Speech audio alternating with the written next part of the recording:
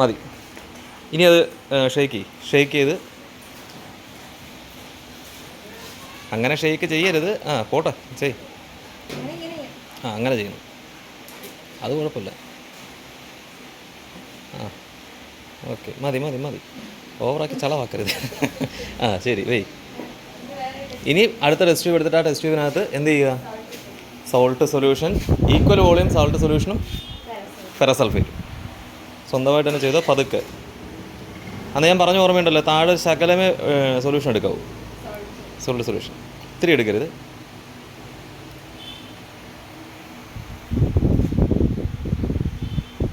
Yes, അത് മതി. ഇനി അതേപോലെ കുറച്ചുകൂടെ ഒഴി.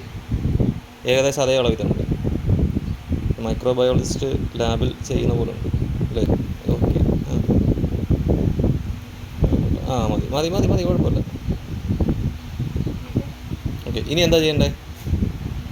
നമുക്ക് ബ്രൗൺ റിംഗ് ടെസ്റ്റാണ് ചെയ്യേണ്ടത്. നമ്മൾ സാൾട്ട് സൊല്യൂഷൻ എടുത്തു, ഫെറസൾഫേറ്റ് സൊല്യൂഷൻ എടുത്തു, ഈക്വൽ വോളിയം ആക്കി. അല്ലാതെ എന്ത് ഒഴിച്ചു കൊടുക്കണം? ഡ്രോപ്പ് വൈസ് ആയിട്ട് അല്ല, H2SO4 അല്ലേ? അപ്പോൾ ആസിഡിൽ ഡ്രോപ്പ് വൈസ് ഒഴിച്ചു കൊടുക്കുന്ന സമയത്ത് എന്ത് വരണം? അതിൻ്റെ ആ രണ്ടിൻ്റെയും ജംഗ്ഷനിൽ ഒരു റിങ് ലൈക്ക് ഒരു സ്ട്രക്ചർ ഫോം ചെയ്യും. ഇപ്പോൾ ഈ വന്നിരിക്കുന്നത് നമ്മൾ അന്നെടുത്ത പോലെ അലുമിനിയം നൈട്രേറ്റ് അല്ല, നൈട്രേറ്റ് ആണെന്ന് ഉറപ്പായി. അലുമിനിയം നൈട്രേറ്റ് ആയിരുന്നെങ്കിൽ എന്ത് വരില്ല? ഇതുപോലൊരു മിൽക്കി ഷെയ്ഡ് സംഗതി വരത്തില്ല. അപ്പോൾ ഇതിനകത്തൊരു ബ്രൗൺ റിങ് വരികയാണെന്നുണ്ടെങ്കിൽ അന്ന് കണ്ട തെളിവെള്ളത്തിനകത്ത് കാണുന്ന പോലെ ബ്രൗൺ റിങ് വരത്തില്ല. ഒരു ബ്രൗൺ റിങ് വരുന്നത് അതാണ് നമുക്ക് കണ്ടുപിടിക്കേണ്ടത്. നമുക്ക് ആറ്റോൺ നമുക്ക് കണ്ടുപിടിക്കാം. നമ്മൾ ആനോൺ ഓൾറെഡി നമ്മൾ ഐഡൻറ്റിഫൈ ചെയ്തു. എന്തായാലും അലുമിനിയം അല്ല, അലുമിനിയം. അതാണ് നമുക്ക് കണ്ടുപിടിക്കണം. നമ്മൾ കാറ്റോൺ ചെയ്തു തുടങ്ങിയില്ലല്ലോ, നമ്മൾ ആനോണിൽ ചെയ്തു തുടങ്ങിയിരിക്കുന്നു. ആനോണിൻ്റെ അകത്ത് ഏതായി? നൈട്രേറ്റ് ആയി. അത് കൺഫേം ആക്കാൻ വേണ്ടി നമ്മൾ എന്ത് ചെയ്യുകയാണ്? അതിൻ്റെ ബ്രൗൺ റിങ് ടെസ്റ്റ് ചെയ്ത് നോക്കാം. അപ്പോൾ ഇങ്ങനൊരു സൊല്യൂഷൻ വന്നാൽ ഈ സൊല്യൂഷനകത്ത് തെളിവെള്ളത്തിനകത്ത് റിങ് നിൽക്കുന്ന പോലെ കാണാൻ പറ്റത്തില്ല. അപ്പോൾ എന്ത് ചെയ്യണം? ആ റിങ് ഈ ഒരു വെള്ളത്തിനകത്ത് കറക്റ്റ് ഒരു എന്താണ് ചായക്കകത്തൊരു എന്താ പറയുക, തേയിലയുടെ ഇത് കറ നിൽക്കുന്നത് പോലെ ഒരു റൗണ്ട് ഷേപ്പ് കാണാൻ പറ്റും. ശരി, കലങ്ങിയത് പോലെ ആയിരിക്കും കാണാൻ പറ്റും. നോക്കാം. ചരിച്ച് നിർത്തിയിട്ട് എന്ത് ചെയ്യണം? ഡ്രോപ്പ് വൈസ് ആയിട്ട് സൾഫ്യൂരിക് ആസിഡ് ഒഴിച്ചു. കോൺസെൻട്രേറ്റഡ് അത് ഡൈലൂട്ടഡ് ആണ്.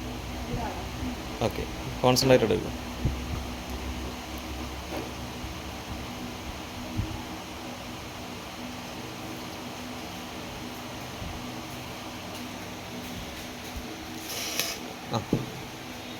അത് തുറന്നിട്ട് എടുത്തോ, തോനെ എടുക്കണം. കുറച്ചുകൂടെ കൂടുതലെടുക്കും. ഓക്കെ, ഇനി മോളത് ചരിച്ച് പിടിക്കണേ. അത് തുറന്നിരിക്കട്ടെ, കുഴപ്പമില്ല. ഓക്കെ, ടെസ്റ്റ് ട്യൂബ് ചരിച്ച് പിടിച്ച് പതുക്കെ പൊക്കി പിടി. പതുക്കെ ഒഴിച്ച് ഇച്ചിരി ചരിച്ച് പിടിച്ച ടെസ്റ്റ് ട്യൂബ് ഒഴിച്ചേ. അകത്തോട്ട് കയറ്റി വെച്ചിട്ട് പതിയെ ഓരോ ഡ്രോപ്പ് വൈസ് പതുക്കെ പുറത്തെടുക്കരുത്. പതുക്കെ ഒഴിച്ചു. അന്ന് നമ്മൾ ചെയ്തതുപോലെ പയ്യെ പതുക്കെ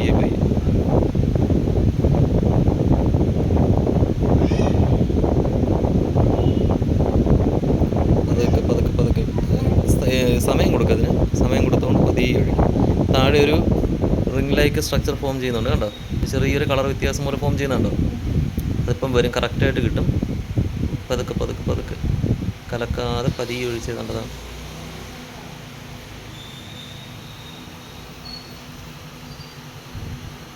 കണ്ടോ, ഒരു റിങ് പോലെ വരുന്നുണ്ട്. പതുക്കെ ആ വെള്ളത്തിലോട്ട് ഡയറക്റ്റ് ഒഴിക്കല്ലേ, ടെസ്റ്റ് ട്യൂബിൻ്റെ സൈഡിൽ ഒഴിക്കുക. ഓക്കെ, പോട്ടെ പതിയെ പോട്ടെ. പതുക്കെ പോട്ടെ. വരുന്നുണ്ട്. പതുക്കെ ഒഴിച്ചേ, കുറച്ചുകൂടെ ഒഴിച്ചേ. പോട്ടെ. അത് കംപ്ലീറ്റ് അങ്ങ് ഒഴിച്ചു. ഇച്ചിരി സ്പീഡ് കുറച്ച് കംപ്ലീറ്റ് അങ്ങ് ഒഴിച്ചു. പോട്ടെ. രണ്ട് കറക്റ്റായിട്ട് കിട്ടി. ഒഴിച്ചു, മൊത്തം ഒഴിച്ചു.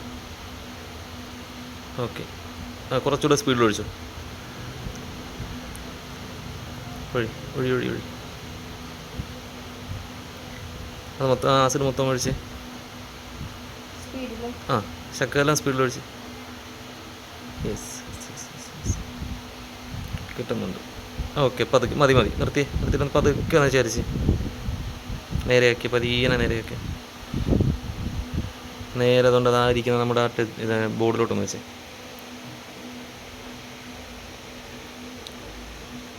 ആ സൈഡ് മാറ്റി ഇങ്ങോട്ട് മാറ്റി. ഈ കാണുന്ന ഈ ഒരു സ്ട്രക്ചർ നമുക്ക് എന്ത് നമ്മുടെ റിങ്ങിൻ്റെ ഒരു സ്ട്രക്ചർ പോലെ കണ്ടോ, ഇതാണ് നമുക്ക്